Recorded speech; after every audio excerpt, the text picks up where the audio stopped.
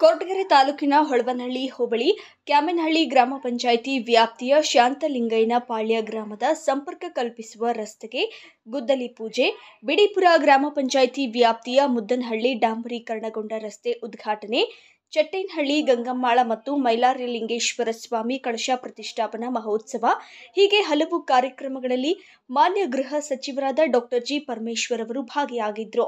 ಬಳಿಕ ಮಾತನಾಡಿದ ಅವರು 2 ಕೋಟಿ ವೆಚ್ಚದ ವಿವಿಧ ಕಾಮಗಾರಿಗಳಿಗೆ ಚಾಲನೆ ನೀಡಿದ್ದು 2013ರಲ್ಲಿ ಮುಖ್ಯಮಂತ್ರಿ ಸಿದ್ದರಾಮಯ್ಯ ನೇತೃತ್ವದ ರಾಜ್ಯ ಸರ್ಕಾರದಿಂದ 13,500 ಕೋಟಿ ಖರ್ಚು ಮಾಡಿ ಎತ್ತಿನಹೊಳೆ ಕಾಮಗಾರಿ ಪ್ರಾರಂಭ ಮಾಡಿದ್ದೇವೆ.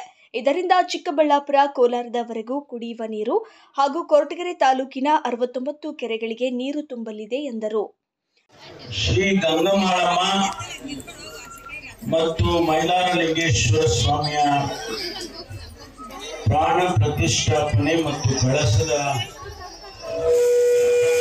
ಕ್ರಮದಲ್ಲಿ ಈಗ ಸುಮಾರು ಅಡಿಗಲ್ ಹಾಕೊಂಡು ಬಂದು ರಸ್ತೆ ಉದ್ಘಾಟನೆ ಮಾಡ್ಕೊಂಡು ಬಂದ ದಾರಿ. ಈ ರಸ್ತೆ ನಮ್ಮ ಬೈರನಹಳ್ಳಿ ಕ್ರಾಸ್ ಇಂದ ಎಲ್ಲಿವರೆಗೆ ಇವರೇ ಜಗದೀಶ್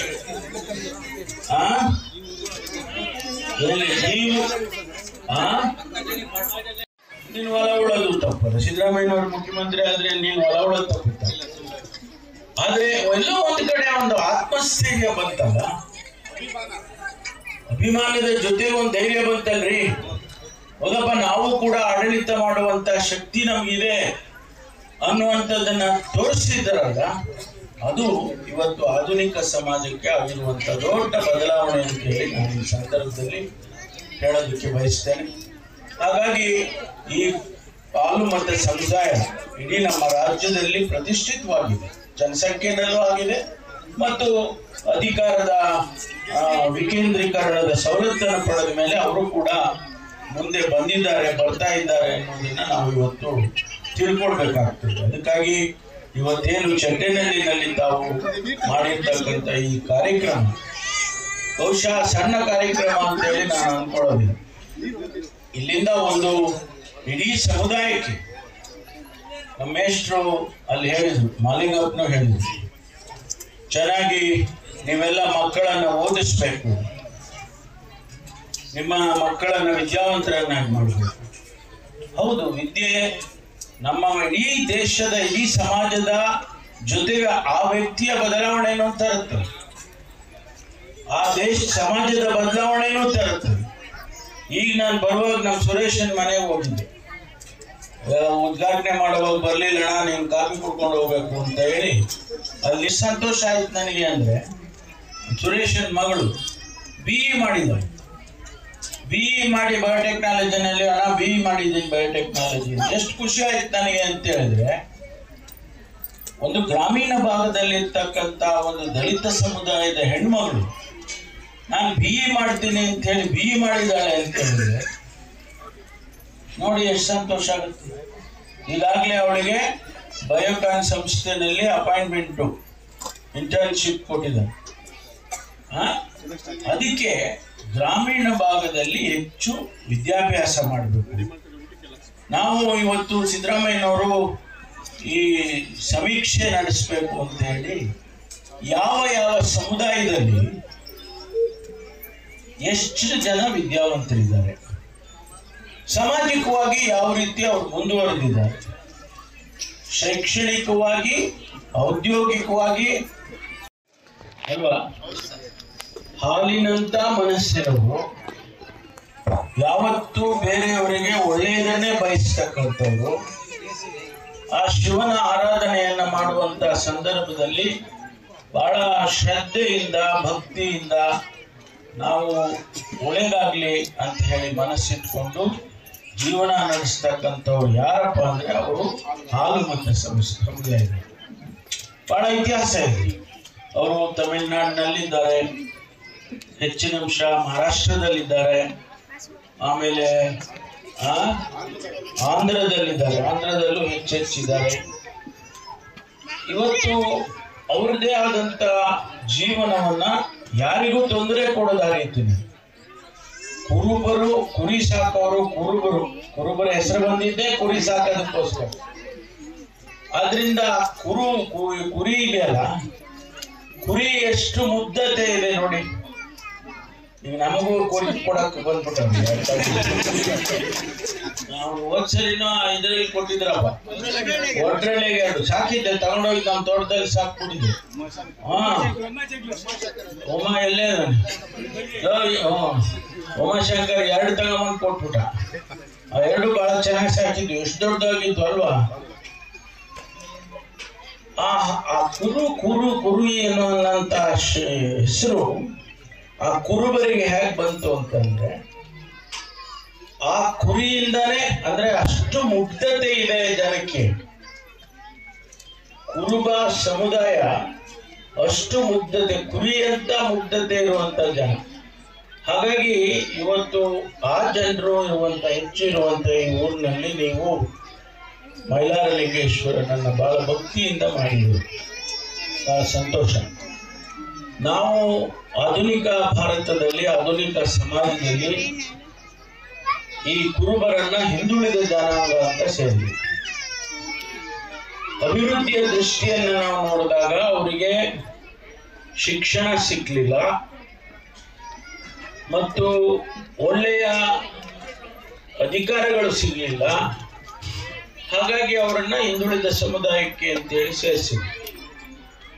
ಯಾವುದೇ ರೀತಿಯಲ್ಲಿ ಹೇಳಿ ಅಧ್ಯಯನ ಮಾಡಬೇಕು ಅಂತೇಳಿ ನಾವು ಅದನ್ನ ಸಮೀಕ್ಷೆ ಮಾಡ್ತಾ ಇದ್ವಿ. ಅದಕ್ಕೆ ಏನೇನೋ ಬಣ್ಣ ಬಳಿದ್ಬಿಟ್ರು. ಜಾತಿ ಸಮೀಕ್ಷೆ ಮಾಡ್ತಾವ್ರೆ, ಆ ಸಮೀಕ್ಷೆ ಆ ಜಾತಿ ಬಿಟ್ಬಿಟ್ಟವ್ರೆ, ಈ ಜಾತಿ ಬಿಟ್ಬಿಟ್ಟವ್ರೆ, ಆ ಜಾತಿ ಹಿಂಗ್ ಮಾಡಿದ್ರು, ಈ ಜಾತಿ. ಅದಲ್ಲ, ಶೈಕ್ಷಣಿಕವಾಗಿ ಸಾಮಾಜಿಕವಾಗಿ ಯಾವ ಯಾವ ಸಮುದಾಯಗಳು ಎಲ್ಲಿ ಇದ್ದಾವೆ ಅಂತ ಹೇಳಿ ಅಧ್ಯಯನ ಮಾಡಬೇಕು ಅಂತೇಳಿ ನಾವು ಆ ಸಮೀಕ್ಷೆ ಮಾಡ್ತೇವೆ. ಬೇರೆ ಅರ್ಥದಲ್ಲಿ ಇಲ್ಲ ಅದು.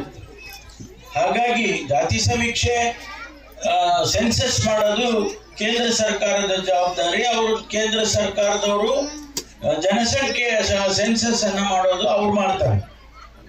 ನಾವು ನಾಳೆ ದಿವಸ ಏನಾದ್ರೂ ಒಂದು ಕಾರ್ಯಕ್ರಮ, ಯಾರು ಹಿಂದುಳಿದಿದ್ದಾರೆ, ಶೈಕ್ಷಣಿಕವಾಗಿ ಹಿಂದುಳಿದಿದ್ದಾರೆ, ಅವ್ರಿಗೆ ನಾವು ಒಂದಿಷ್ಟು ಸಹಾಯ ಮಾಡ್ಬೇಕಲ್ವಾ. ಅವರಿಗೆಲ್ಲ ಒಂದ್ ಕಡೆ ಕಾಲೇಜುಗಳಲ್ಲಿ, ಶಾಲೆಯಲ್ಲಿ ಅವರಿಗೆ ಮೀಸಲಾತಿ ಕೊಡ್ಬೇಕಲ್ವಾ. ಆ ಒಂದು ಉದ್ದೇಶಕ್ಕಾಗಿ ನಾವು ಆ ಸಮೀಕ್ಷೆಯನ್ನ ಮಾಡೋದಕ್ಕೆ ಹೊರಟಿದ್ವಿ. ಬಹುಶಃ 30ನೇ ತಾರೀಕು ಅಲ್ಲಮ್ಮ, 30ನೇ ತಾರೀಕು ಮುಗಿಯುತ್ತೆ. ಹಾಗಾಗಿ ಇವತ್ತು ಈ ಬದಲಾವಣೆಯನ್ನ ನಾವು ನೋಡ್ತಕ್ಕಂಥದ್ದು, ಮಾಡತಕ್ಕಂಥದ್ದು ನಮ್ಮ ಸರ್ಕಾರಗಳ ಜವಾಬ್ದಾರಿ ಅನ್ನುವಂಥದ್ದು. ಆ ದೃಷ್ಟಿಯಲ್ಲಿ ನಮ್ಮ ಸಿದ್ದರಾಮಯ್ಯನವರ ನೇತೃತ್ವದ ಸರ್ಕಾರ ಕೆಲಸ ಮಾಡ್ತಾ ಇದೆ ಅನ್ನುವಂಥ ಮಾತನ್ನ ಈ ಸಂದರ್ಭದಲ್ಲಿ ಹೇಳ್ತೇನೆ. ಕಳೆದ 2 ವರ್ಷದಿಂದ ಅನೇಕ ಕೆಲಸ ಕಾರ್ಯಗಳನ್ನ ಕ್ಷೇತ್ರದಲ್ಲಿ ಮಾಡ್ತಾ ಇದ್ದೇವೆ. ನಾನು ಕೆಲಸದ ಒತ್ತಡ ಹೆಚ್ಚೆಚ್ಚು ಬರೋದಕ್ಕೆ ಸಾಧ್ಯ ಆಗ್ತಿಲ್ಲ.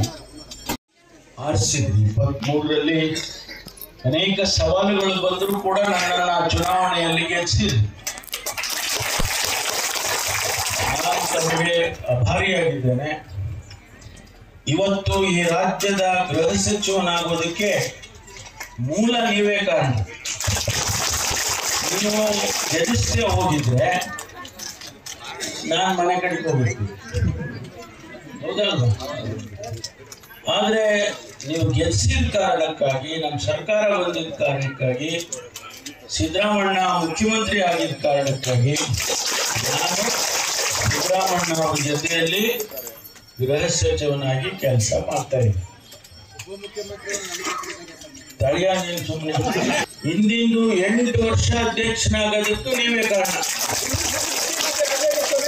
ಉಪಮುಖ್ಯಮಂತ್ರಿ ಆಗೋದಕ್ಕೂ ನೀವೇ ಕಾರಣ.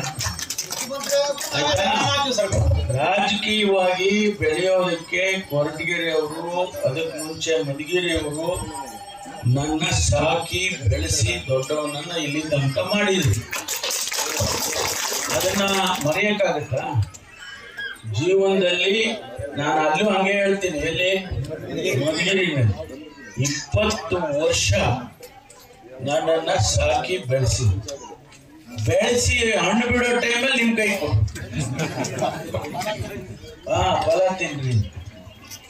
ಯಾಕೆಂದ್ರೆ ನಾನು ಇಲ್ಲಿಗೆ ಬಂದ ಮೇಲೆ ನಾನು ಅಧ್ಯಕ್ಷ ಆಗಿದ್ದು, ಉಪಮುಖ್ಯಮಂತ್ರಿ ಆಗಿದ್ದು, ಗೃಹ ಸಚಿವರಾಗಿ 3 ಸಾರಿ. ಆದ್ರಿಂದ ಬೇಸ್ ಮಡಗಿದೆ.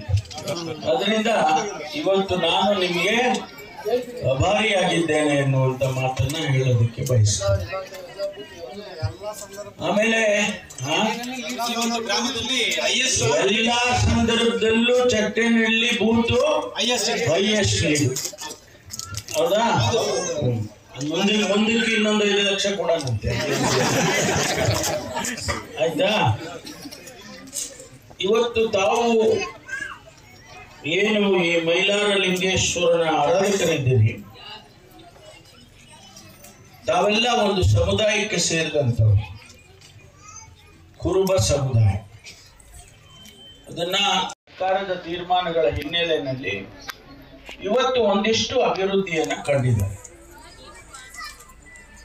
ಪಂಚಾಯಿತಿಯ ವ್ಯವಸ್ಥೆ ಬಂತಲ್ಲ, ಗ್ರಾಮ ಪಂಚಾಯಿತಿ, ತಾಲೂಕ್ ಪಂಚಾಯಿತಿ, ಜಿಲ್ಲಾ ಪಂಚಾಯಿತಿ, ಇದು ಬಂತಲ್ಲ. ಆ ಪಂಚಾಯಿತಿ ರಾಜ್ಯದ ವ್ಯವಸ್ಥೆ ಬಂದ ಮೇಲೆ ಅನೇಕ ಸಮುದಾಯಗಳು ಒಂದಿಷ್ಟು ಅಧಿಕಾರ ನೋಡುದು. ಅಧಿಕಾರ ಅನ್ನುವಂಥದ್ದು ಅವ್ರಿಗೆ ಸಿಗ್ಲೇ ಇಲ್ಲ.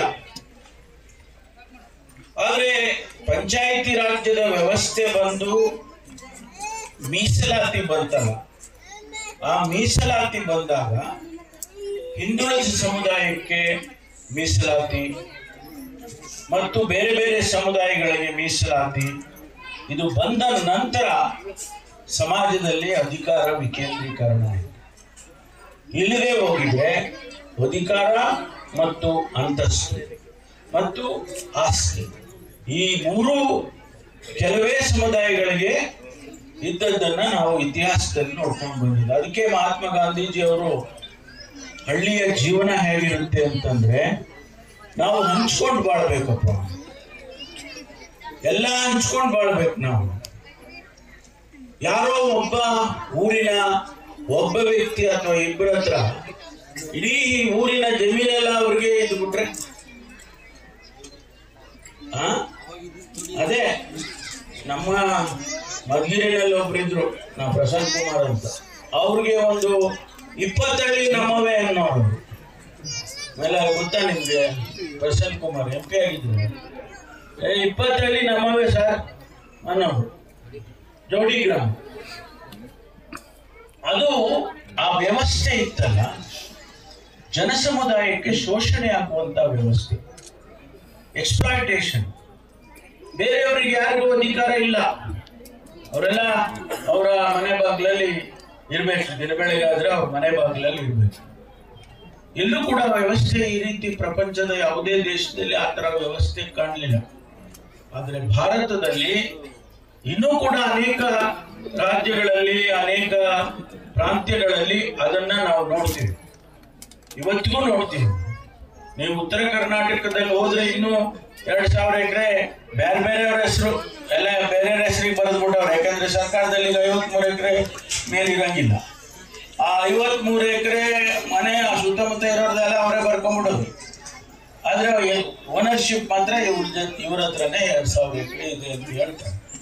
ಹಾಗಾಗಿ ಇವತ್ತು ಆ ಅಧಿಕಾರ ವಿಕೇಂದ್ರೀಕರಣ ಬದಲಾಗಿ ಈ ಸಮುದಾಯ ಇವತ್ತು ಒಂದಿಷ್ಟು ಬೆಳೆದಿದೆ.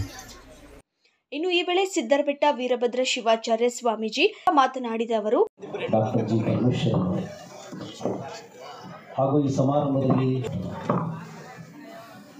ಮೊದಲನೇದಾಗಿ ಒಂದು ಸಣ್ಣ ಗ್ರಾಮದಲ್ಲಿ ಬಹಳ ಶಾಸ್ತ್ರೋಕ್ತವಾಗಿ ಆಗಮೋಕ್ತವಾಗಿ ಸುಂದರವಾಗಿರುವಂಥ ದೇವಾಲಯವನ್ನು ನಿರ್ಮಾಣ ಮಾಡಿರ್ತಕ್ಕಂಥ ಈ ಗ್ರಾಮದ ಎಲ್ಲ ಗುರು ಹಿರಿಯರಿಗೆ ವೈಯಕ್ತಿಕವಾಗಿ ನಮ್ಮೆಲ್ಲರಿಗೂ ಸಹಿತ ನಾವು ಅಭಿನಂದನೆಯನ್ನು ಸಲ್ಲಿಸ್ತೇವೆ.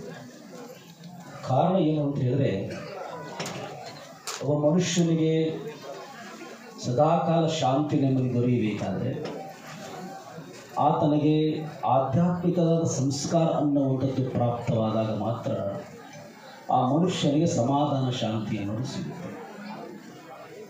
ಹಾಗಾಗಿ ನಾವೆಲ್ಲರೂ ಪ್ರತಿಯೊಬ್ಬರೂ ಧಾರ್ಮಿಕದ ಮನೋಭಾವನೆಯನ್ನು ಬೆಳೆಸಿಕೊಳ್ಳಲೇಬೇಕು ಅನ್ನುವ ಕಾರಣಕ್ಕಾಗಿಯೇ ನಮ್ಮೆಲ್ಲ ಪೂರ್ವಿಕರು ಗ್ರಾಮಗಳಲ್ಲಿ ದೇವಾಲಯಗಳ ನಿರ್ಮಾಣ ಮಾಡಿದರು.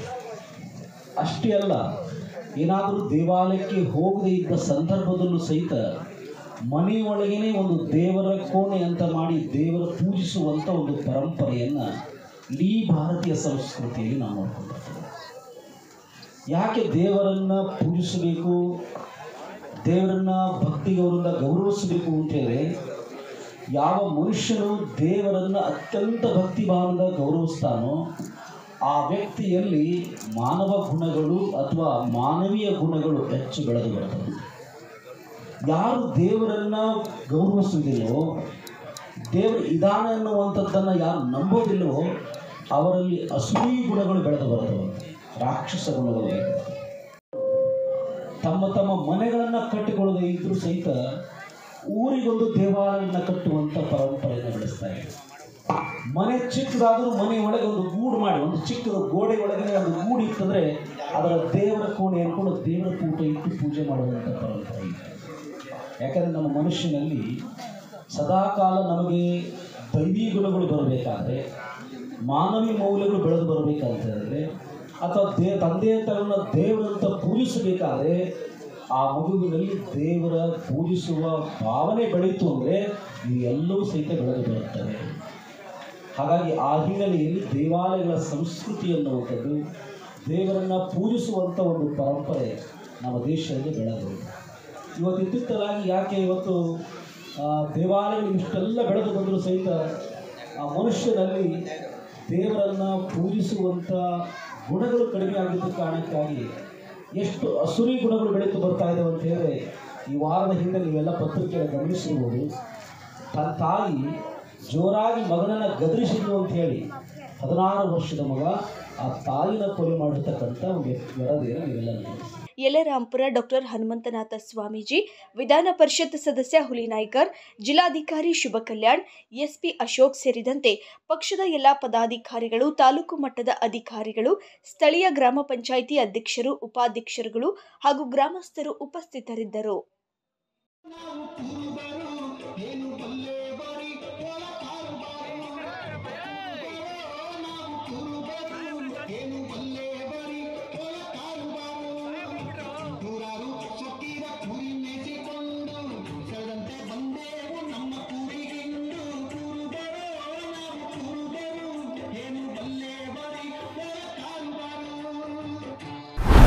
ಚಾಲುಕ್ಯ ನ್ಯೂಸ್, ಜನರಿಗೋಸ್ಕರ.